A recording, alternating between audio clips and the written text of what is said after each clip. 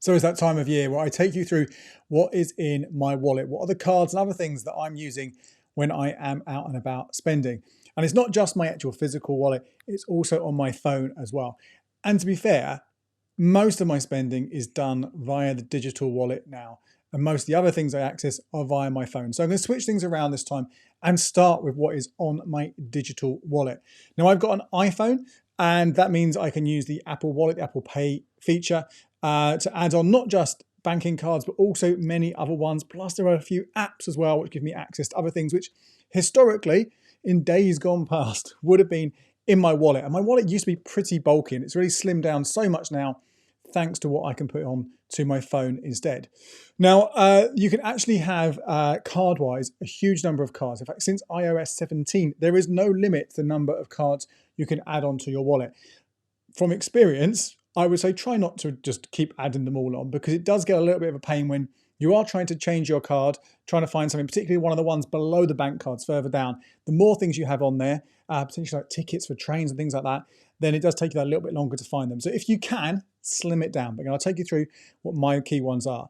Now, the card that I have, first of all, the number one card that I do use for most of my spending via my phone is the American Express Vitality card. You might be thinking, hang on, what's this card? You've not mentioned this one before. Well, I haven't spoken about it much. I did talk about it when I did this update for 2024, but the reason I don't talk about it a lot is because you can't get this unless you have a policy via Vitality, and that's going to be life insurance or health insurance. Now, I have that via my job, via the people I work for, Smart Money People. That's one of the benefits we get as an employee is Vitality Health Insurance. And if you get that, you can then get this Vitality American Express card. Now, fundamentally, it's the same as the American Express Everyday Cashback card, which gives a rate of 0.5%, which, as you guys know, if you listen to when I talk about the top credit cards, top cashback cards, and so on, that is not one of the best ones to go for. However, if I do exercise, so 5 days a week, I either need to do an hour of kind of relatively intense exercise activity or 12,500 steps, mix of those 5 days a week, do it all month, then effectively that's going to boost it by another 1%. So I'll be getting 1.5% on my spending, which is very, very hard to get anywhere near, if that's even possible at all. So top one there. Now, obviously, if I don't manage to do all that exercise, and sometimes I'm injured or I'm ill or I'm on holiday, whatever it might be, then it does drop down. But pretty much I'm always getting 1%, which puts it on a par with the other top cards that I've told you about before. So it is, if you are eligible to get this, it is a good one to go for. There's also a nice decent welcome bonus that you get the first time round. The caveat, though, is that top up is only valid on the first £1,000 that you spend in a month. After that, you just get that standard 0.5%. And that's something I'm not very good at remembering. I do tend to just keep paying and then go, oh, forgot to do that. So I won't have got that full rate. So in some ways, potentially, I think it probably evens out most months, but I need to get better at it this year. Once I've spent £1,000 on that card, remember, spending with a credit card does have those extra benefits as well for things like Section 75 protection. So it's a really good reason to have. I have a credit card available to me at all times as well. Then my second card, my backup card for this year is going to be Chase. And that was the case for most of last year as well. Chase, as you guys probably know, gives 1% cash back on spending up to £1,500 in a month. So effectively, you can get £15 back. So combined between them, it's very rare, unless some big purchases come along, but it's very rare that I'm going to spend more than £2,500 in a month. Maybe if I've got a holiday coming, you put your flights on it, hotels, all that kind of stuff. But broadly speaking, I'm not going to cap out on my cash back. I'm going to be earning a very decent rate across all of those.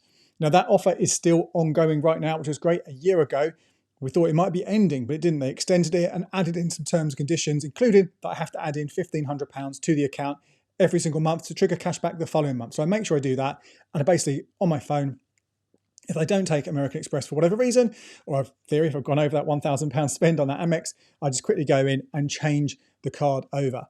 I don't do this because sometimes I forget to change it back, but you can change the default card. So the Amex card is set to my default one, as is the ability to travel. If I am over down in London, you have the Express card set. That is my Amex. Maybe it makes more sense for me to move that over to Chase, and maybe I would do that. Then, as I said, you can have an unlimited number of cards, and I do have a hefty chunk on there. I've actually got about 16 or 17 in total. Again, that is way too many. This is banking cards. Some of those are on there just because I've been testing them out for you guys, talking about them and just seeing what that process is like, and I've not taken them off. So I can probably slim that down a little bit.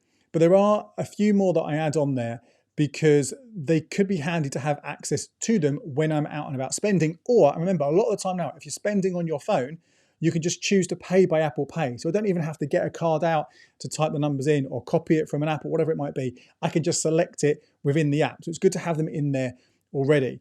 Now, primarily the ones that I've got here, and remember, I have a lot of current accounts because I tell you guys about all these features all the time. So I've got a lot of them. I don't think you should have this many, but I have got Halifax, 3 Halifax cards actually on there. Monzo, Barclays, NatWest, Lloyds, Virgin Money, Santander, and a couple of others. The reason those ones I've mentioned just now are on there and worth for you considering adding them to a digital wallet if they aren't your main account anyway, is that these different banks often have extra cashback features, extra cashback offers. So the where I often use it is for booking LNER trains. So I can get myself anywhere between sort of 7 and 12% on my purchases. Having it on there, really nice and easy. Again, go to the LNER app, pay by a card. I can select that one, and whichever one is offering that, so often it's Halifax, but it could be an Amex, whatever it might be, I can choose which one I want to pay with and get that cash back, which is really handy. I do have a few others on there which don't get used much at the moment, but they did get used last year. And I'll just tell you about them just to give you an idea of other ways you might be able to take advantage of those additional cards.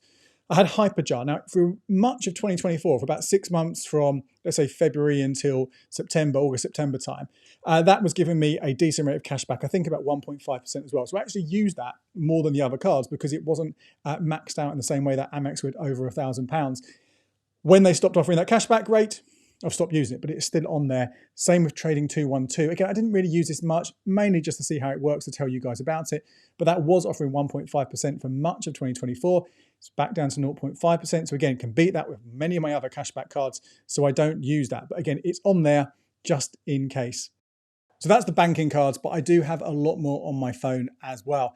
Many of these are in that Apple wallet as well, that Apple Pay. And if you've got Google or Samsung wallets, then you can do a similar thing. A lot of loyalty cards you can add there. It's a bit of a faff sometimes to get to these because I have got so many bank cards, but it is a nice simple place to have them. I've got my membership to my gym in there. I've got a priority pass, which I got from an old Amex. It's still valid for a while now, not too long, but that would get me access to airport lounges. So it's great just to have them there. I can open up my wallet, fire it up, access it, and not having again to worry about having too many things on me or having to go into those individual apps. Saying that, sometimes I do go into the individual apps, particularly for those loyalty cards, because sometimes they're extra offers that I want to check out. So whether that's Asda or Waitrose, which are my main 2 supermarkets, or even M&S is one of those near me as well, have a look, see what deals are on there. And once I'm in the app, well, I may as well just scan the barcode from there. But again, you can do this in a number of ways. You can also add loyalty cards, and this is particularly good if they don't have an app or they aren't digital, but they do have a barcode. You can add them to something called Stocards. Stocards I've been using for years, and I've got, yes, loyalty schemes, loyalty cards in there, but mainly I use it again for those other types of cards. So for example, my library card, that has a barcode, scanned it in, and I do use the library fairly often, every couple of months or so, just to pick up a book and read it. Sometimes I buy them, but often I'll go and get one for free. When we were planning a holiday, got a guidebook from the library just to help in that initial planning. That is a great thing. I can just scan it again, not having to carry it around with me. I can now go out just with my phone in order to get access to that. What else do I have in my digital wallet? I have got gift cards. And again, often these go into Stocards as well. Any gift card you get, add it in there, and it means you've got it. So if you are going to spend money, you don't have to worry about taking it with you or leaving it at home. It's on your phone at all times. And once you've used it, you can just delete it. This is primarily something that I've used for supermarket gift cards, because going via sites such as Cheddar or Jam Donut or Hyperjar, you can get discounts off those, cashback off those, 3 to 5% depending on the rate, depending on the supermarket, each time you go to the supermarket, which really will add up over the year. So I used to do that quite a lot. Haven't done it as much recently because I've been tracking my spending, and that makes it a little bit harder to track things. But that's something I will definitely be doing more of this year as well. A couple of other things that are on there as well. I have a 2 Together Railcard. That one can only be accessed via the Railcard app. So if you are booking train tickets and you're traveling and you're using a Railcard, whichever one you've got, just make sure you've got enough charge, because if they come around to check your tickets, which probably may well be in your digital wallet anyway, if you've added them like that, they also need to see that Railcard on there. So just make sure you've got a bit of charge when you're doing these long trips. So that's what's on my phone, and that is my main wallet now. That is what I will use, as I said, for most of my spending, most of my loyalty card stuff, all the kind of things. That is the main thing. And I do go out, as I said, more and more now with just my phone, particularly if I'm just going out in town. But if I'm going away for anywhere longer, leaving town, for example, going away, whatever it might be, then I will make sure I have my wallet with me as well. As I said, it is a lot thinner than it used to be because I have far fewer cards in there, but there are some in there. And some of those are because you can't put them on your phone, and I'll talk about those in a minute. But some of them are just because I still have a little bit of unease about being completely stuck and relying on my phone, because phones can get stolen, right? We've covered that a lot in 2024 and the things you can do. So if you are worried about what will happen if someone was to steal your phone, then do check out the articles we have on becleverwithyourcash.com. But I'm concerned about that. Likelihood of both your phone being nicked and your wallet being nicked at the same time is probably quite low. So I also have some banking cards on me. The main ones are that American Express Vitality, because it is my main spending card. And I have also got that Barclaycard rewards on me as well. Again, for the same reasons I mentioned before, if I need to use a credit card for that Section 75 protection and I can't use my phone and they won't accept Amex, I can still put it on a credit card, which is really important. But the other card I've got, the only debit card I've got, isn't Chase, because Chase isn't my main bank account. My main bank account for everyday, salary coming in and other things we've moved around different accounts is Starling. So that's where I know I will have some cash in a current account. If I need to take money out of an ATM, I will be using my Starling debit card. So that is the one I carry around with me. Again, very, very rare that I do that, but those are the 3 banking cards that I carry with me. The other cards I've got, the main one is my driving license. Important to have that. Not that I drive that often, but it's useful to have a form of ID on me. There is talk about digital driving licenses coming at some point, which would be great. But for the moment, still need to carry one around with me. Of course, it's worth noting that if you are driving and don't have it on you, that is okay. You do have some time in order to present it at a police station, but I still would rather have something on me in those kind of situations if I ever needed to, again, prove who I am in those rare times that sometimes they want to check that I am old enough to buy booze at the supermarket. I've also got a Totem card, which used to be called a NUS card. That one I don't use as often now. I got a 3-year one a few years ago, still got a bit of time on it. It does save me some money here and there. It's quite good at the start of each academic year. You can need to go back into Boots and connect it to your Advantage card. But again, if we ever spend in Boots, there's a 10% discount that's taken off for the entire year, which is great. And other things do come along. Now, you might be thinking, hang on, Andy, you're not a student. How have you got a student card? Well, this is a kind of a legacy thing from a loophole that used to run when I first started talking about money and set up the site 10 or 11 years ago. And it was a great way you could get an online course and get access to it. Now, that is still possible. It's harder to do, and it is still possible, and I have covered that on the website.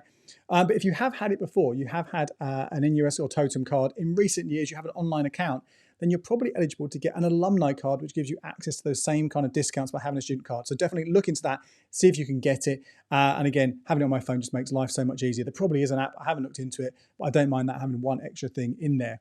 I have also got a couple of other ones in there. I've got an English Heritage membership card, which I bought last year. I haven't actually used it yet, but it only cost me a tenner due to some very sort of loophole and a hack on a few different deals that I managed to combine together. So £10 for that, worth giving it a go.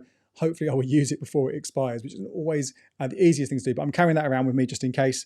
I've also got a few smaller things which I couldn't put on my phone, such as a loyalty card, which requires stamps. This is the Indian restaurant chain Dishoom. If you get 5 stamps, you get one every time you go, you get a stamp. You get 5 of them, you get a free breakfast. I've not been able to take advantage and use that yet. I think I've had it in my wallet for a long time now, but I will aim to get that used and take advantage of that offer. Again, it's paper only, so I couldn't put that on my phone. I've also got 25% off gift cards at WH Smith's, which is a nice handy one to use throughout the year. And there's not much else. I've got a tenner.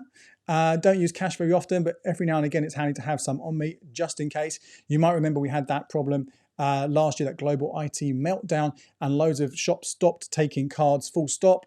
So having a little bit of cash is always convenient just in case. But that is pretty much it. I would love to know what you have got in your wallet. Do you even carry a wallet anymore? Are you on fully digital, or do you avoid the phone completely and just carry around stuff in your pocket in an actual wallet or purse? Let us know in the comments below. My name's Andy Webb. Thank you so much for watching. Check out these videos here for more ways to make the most of your money.